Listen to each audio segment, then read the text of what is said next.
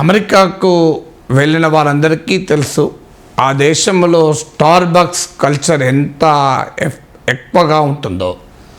చాలామంది ఆ కాఫీ హౌస్కి వెళ్ళి కాఫీ తాగడం అనేది ఒక సోషలైజేషన్లో భాగం. అది చాలామంది వర్క్ ఇంటి నుంచి ఆఫీసు, ఆఫీసు నుంచి ఇంటికి వెళ్ళలో మరో డెస్టినేషన్ స్టార్బక్స్ దగ్గర ఆగడం.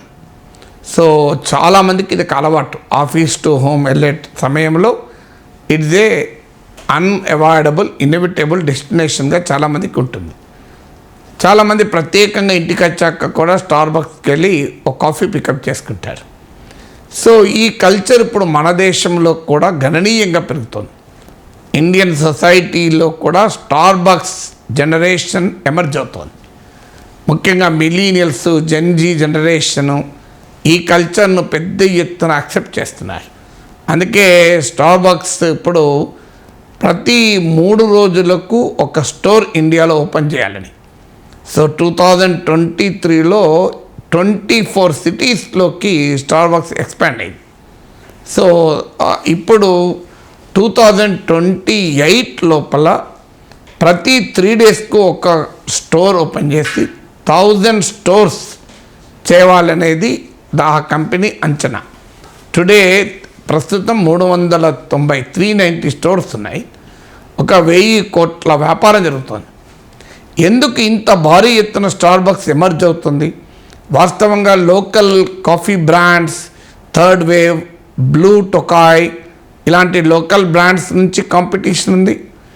ఇంటర్నేషనల్ బ్రాండ్స్ అయిన టిమ్ హార్టన్స్, అలాగే ఈ ప్రెట్ అంటారు, అది ఫ్రెంచ్ వర్డ్, ప్రెట్ మాంజా అంటారు, PRETAMANGER అంటే ఇది French word, English meaning ready to take అని. సో ఇలాంటి ఇంటర్నేషనల్ బ్రాండ్స్ కూడా ఇండియాలో ఎంటర్ అయ్యాయి. ఇంకా ఇలాంటి దేశీయ, అంతర్జాతీయ ఈ కాఫీ బ్రాండ్స్తో పోటీ పడుతూ స్టార్బక్స్ ఇప్పటికే 390 స్టోర్స్తో 1000 కోట్ల వ్యాపారం చేస్తుంది. కారణం ఏంటంటే ఇండియాలో local cafes market 7,800 crores to 8,200 crores వరకు ఉండగలదని అంచనా. అందువల్ల ఇంత మ్యాసివ్ మార్కెట్లోకి ఎంటర్ కావాలి అనేది ఈ popular American coffee house brand యొక్క ఆలోచన. ఎందుకు ఇది సాధ్యమవుతుంది అంటే దీనికి కారణము ఒకటి, యంగర్ జనరేషన్ పెరుగుతోంది. ఇండియాలో మోర్ దెన్ 50% యంగ్. అంటే ఈ యంగర్ జనరేషన్ యొక్క కన్జ్యూమర్ బిహేవియర్ మారుతోంది. వారి కన్జ్యూమర్ బిహేవియర్, వారి ఇంట్రెస్ట్లు మారుతున్నాయి. ఒకప్పుడు మనం ఇంట్లోనే భోజనం చేసేవాళ్ళం, ఇంట్లోనే టిఫిన్ తినేవాళ్ళం, ఇంట్లోనే టీ తాగేవాళ్ళం. అక్కడి నుంచి మొదలై రోడ్డు పక్కన ఉన్న బండి దగ్గర టీ తాగడం స్టార్ట్ అయింది. ఆ తర్వాత హైదరాబాద్కి నేను మొదట్లో వచ్చినప్పుడు ఇరానీ కేఫ్లో టీ తాగడం అనేది మొదటిసారి అనుభవం నాకు. ఆ తర్వాత ఇప్పుడు ఎక్కడ పడితే అక్కడ ఇరానీ కేఫ్లు ఉన్నాయి. ఇరానీ కేఫ్లో ఆ టీ తాగడము, ఆ ఉస్మానియా బిస్కెట్ తినడము, ఆ చిన్న సమోసాలు తినడము హైదరాబాదీ కల్చర్లో ఒక భాగం అయిపోయింది. సో ఆ రకంగా మొదలైంది. అక్కడి నుంచి ఇప్పుడు గ్లోబల్ కాఫీ బ్రాండ్సే కాదు, ఇప్పుడు టీ బ్రాండ్స్ కూడా మొదలయ్యాయి. ఇప్పుడు లోకల్గా ఏదో పక్కన బండి పెట్టుకొని స్పెషల్ చాయ్, ఇలాచీ చాయ్, జింజర్ చాయ్, రెగ్యులర్ కస్టమర్ అయితే స్పెషల్ చాయ్ పెడతానంటారు. సో ఈ కల్చర్ దాటి టీ బ్రాండ్స్ తయారయ్యాయి, టీ స్టార్టర్స్ కూడా తయారయ్యాయి. సో చాలా IIM లాంటి దాంట్లో ఇన్స్టిట్యూట్ మేనేజ్మెంట్లో చదివిన వాళ్ళకి కూడా వచ్చి లోకల్ టీ బ్రాండ్స్ పెట్టి టీ ఫ్రాంచైజ్ కల్చర్ కూడా మొదలైంది. ఒక బ్రాండ్ క్రియేట్ చేసి వారు ఫ్రాంచైజెస్ అమ్ముతూ ఉంటారు. కావాల్సిన మెటీరియల్, మెథడ్ ఆఫ్ ప్రిపరేషను, కొన్ని సందర్భాల్లో మ్యాన్ పవర్ కూడా వాళ్ళే సప్లై చేస్తుంటారు. ఇన్ఫ్రాస్ట్రక్చర్ నువ్వు క్రియేట్ చేసుకుంటే చాలు. ఇలా ఒక కొత్త కల్చర్ అనేది, కన్జ్యూమర్ కల్చర్ అనేది ఎమర్జ్ అవుతుంది. సో మీకు కాఫీ హౌస్కి పోయి అక్కడే ల్యాప్టాప్ పెట్టుకొని వర్క్ చేసే కల్చర్ కూడా పెరుగుతుంది. సో చదువుకుంటారు, వెళ్ళి పుస్తకాలు చదువుకునే కల్చర్ కూడా ఉంది. ఇక మన దేశంలో రియల్ ఎస్టేట్ చాలా కాస్ట్లీ కనుక, చాలా రద్దీగా ఉంటుంది నగరాలు కనుక, అది ప్రాక్టికల్గా ఎంతవరకు అవుతుంది అనేది క్వశ్చన్ మార్క్ అయినా కూడా ఈ కల్చర్ పెరుగుతుంది.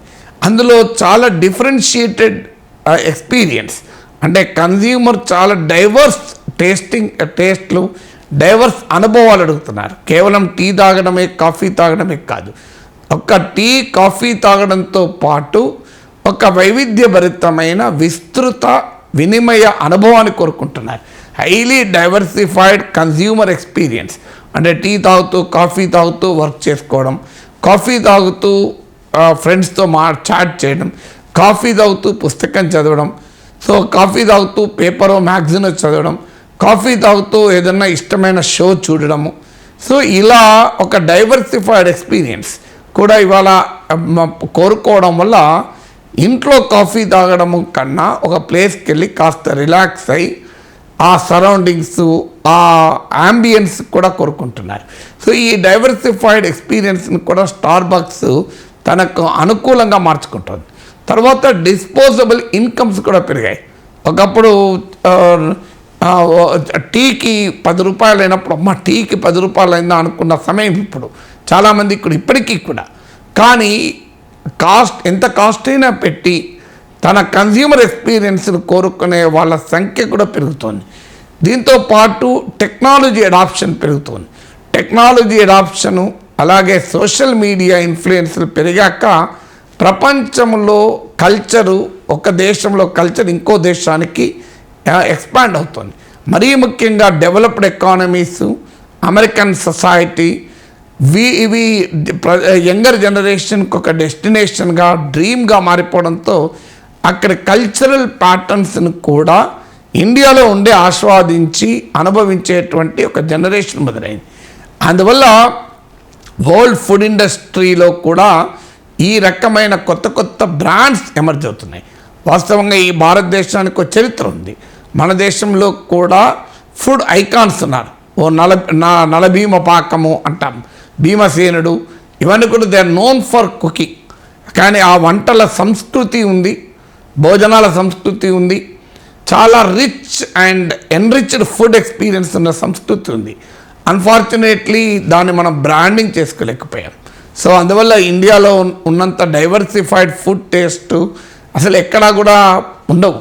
కానీ మనము వాటిని గ్లోబల్ బ్రాండ్స్గా తీసుకెళ్ళకపోయాం. ఓ కాఫీ కావాలంటే ఓ అమెరికన్ కాఫీ హౌస్ కావాలి, ఓ చికెన్ కావాలంటే ఒక కెంటుకీ ఫ్రైడ్ చికెన్ కావాలి. ఎందుకు? Why can't we brand our own food products? So మన ఫుడ్ ప్రొడక్ట్స్ను గ్లోబల్ బ్రాండ్స్గా ఎందుకు మనము చేయలేము? సో అనేటువంటి ప్రశ్న మనం వేసుకోవాలి. సో అమెరికాలోనో యూరోప్లోనో ఉన్న పిజ్జాలో బర్గర్లే ఎందుకు పాపులర్ కావాలి? మన కుడుములు ఎందుకు పాపులర్ కాకూడదు? మన సర్వేపిండి ఎందుకు పాపులర్ కాకూడదు? వీటిని ఎందుకు మనం గ్లోబల్ బ్రాండ్ చేయలేము? మన చక్కినాలు ఎందుకు పాపులర్ కాకూడదు? సో ఇదొక క్వశ్చన్గా మన అరిసెలు ఎందుకు పాపులర్ కాకూడదు? ఏం రుచిలో ఏమీ తక్కువ కాదు. ఇవాళ అమెరికాలో ఉన్న వాళ్ళు కూడా ఇక్కడ నుంచి ఇవన్నీ చేసుకొని పోతారు. అయితే ఎక్కడ ఒక ఫుడ్ను టేస్టీగా తయారు చేయడమే కాదు, ఆ ఫుడ్కి ఒక బ్రాండ్ ఇచ్చి దాని యొక్క కన్జ్యూమర్ ఎక్స్పీరియన్స్గా తీర్చిదిద్దగలగాలి. ఇక్కడ కనుక ఎఫర్ట్ పెట్టగలిగితే Indian rich food can become a multiple global brands. So భారతదేశంలో ఉన్నటువంటి వైవిధ్యభరితమైన ఆహార అలవాట్లు, అంతర్జాతీయ ఆహార మార్కెట్ను మనము ఊపేయగలం. ఆ రకమైనటువంటి ఆలోచన సరళి మనం ఉండాలి. మనం ఏంటంటే స్టార్బక్స్ అనుకరించడం పైన ఆసక్తి ఉంటుంది తప్ప మన అరకు కాఫీని ఎందుకు ఒక అంతర్జాతీయ బ్రాండ్ చేయకూడదు అనేటువంటి ఆలోచన మనం చేయగలిగినప్పుడు, ఆ రకమైన థింకింగ్ను ప్రభుత్వాలు, సమాజాలు పెట్టుకోగలిగేటప్పుడు we can also create global food brands.